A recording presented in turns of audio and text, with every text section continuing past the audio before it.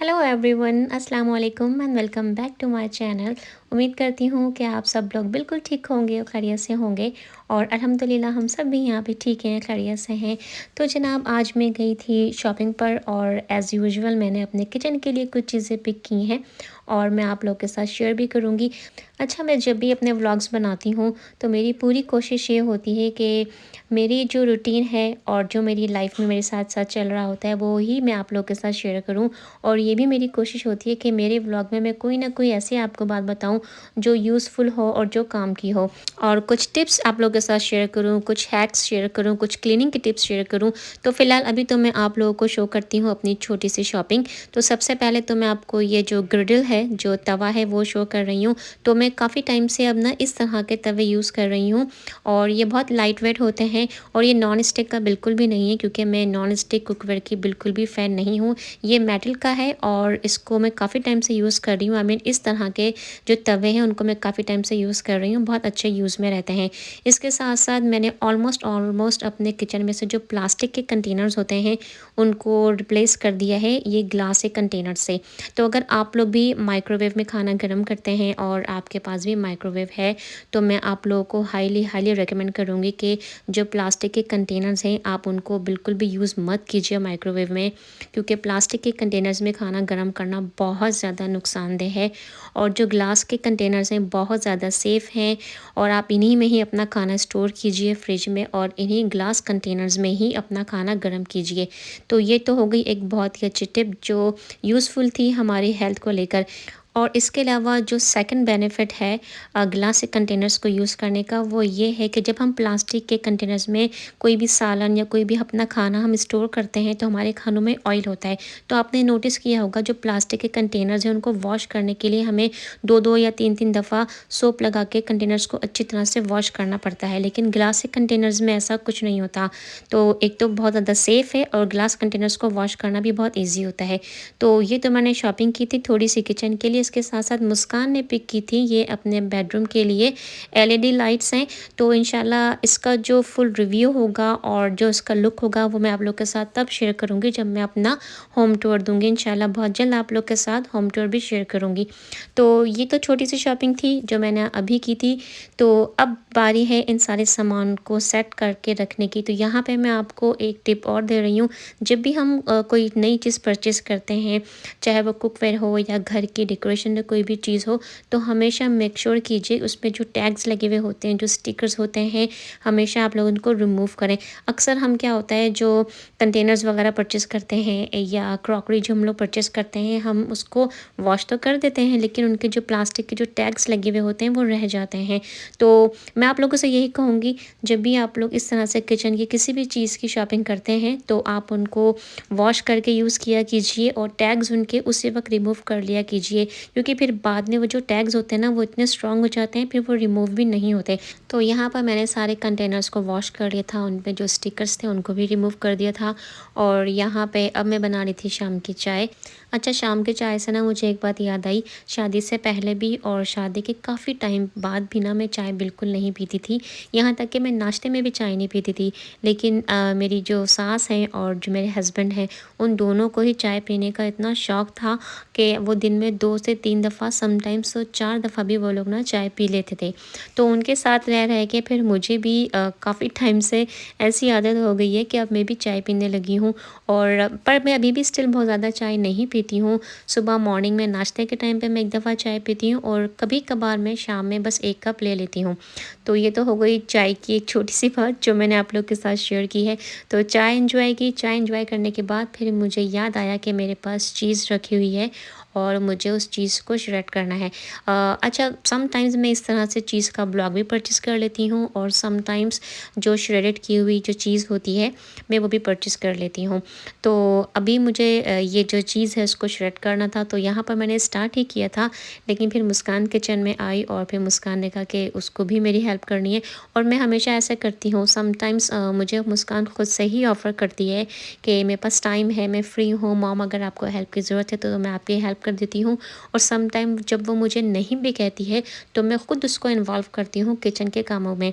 तो इसलिए नहीं कि मुझे उसकी हेल्प चाहिए होती है, बल्कि सिर्फ़ इसलिए कि मैं चाहती हूँ कि मुस्कान घर के कामों में भी पार्टिसिपेट करे और ऐसी कुछ चीज़ें हों छोटी-छोटी सी जो वो खुद से अपनी मर्ज़ी से शौक़ से करना चाहे, क्योंकि इसी तरह से जो छोटे बच्चे होते हैं उनमें काम करने की जो आदत है वो डेवलप होती है। तो यहाँ पर मुस्कान ने सारी चीज़ जो है वो शेयर कर दी थी।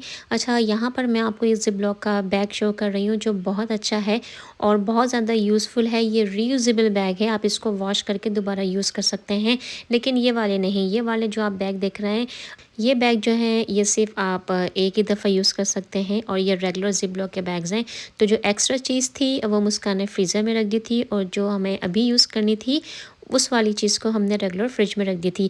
अच्छा, यहाँ पर मैं आपको एक ब्रश शो कर रही हूँ जिससे आप बर्तन भी वॉश कर सकते हैं। ये रेगुलर डिश वॉशिंग का ही ब्रश है लेकिन और बहुत ज़्यादा काम की चीज़ है ये, क्योंकि हमारे किचन में कुछ इस तरह से शार्प जो टूल्स होते हैं जिन्हें हम स्पंज की हेल्प से नहीं वॉश कर सकते हैं। तो मैं आप लोगों को यही कहूँगी कि आप लोग भी अपने किचन में इसी तरह का कोई ब्रश ज़रूर रखें जिनसे आप इस तरह की जो चीज़ें होती हैं आप उनको वॉश कर सकें। अच्छा जी, तो अब मैं आप लोगों के साथ एक क्विक सी जो है मैरिनेशन शेयर कर रही हूँ। तो ये जो मैरिनेशन है वो मैं अयान के लिए बना रही हूँ और हमेशा मेरे फ्रिज में ये चिकन मैं हमेशा रखती हूँ अयान के लिए। तो उसके लिए मैंने लिया है यहाँ पे योगर्ट, मेयोनीज़ लिए, उसमें मैंने ऑयल डाला है और उसके साथ ही मैंने डाला है शान का लाहौरी चरगा मसाला और कुछ घर के स्पाइसेस डाले हैं जिसमें थी हल्दी, नमक, ब्लैक पेपर और पिसा हुआ ज़ीरा, पिसा हुआ धनिया, जिंजर गार्लिक पेस्ट और मैंने इसमें डाली थी पेपरिका कलर ऐड करने के लिए।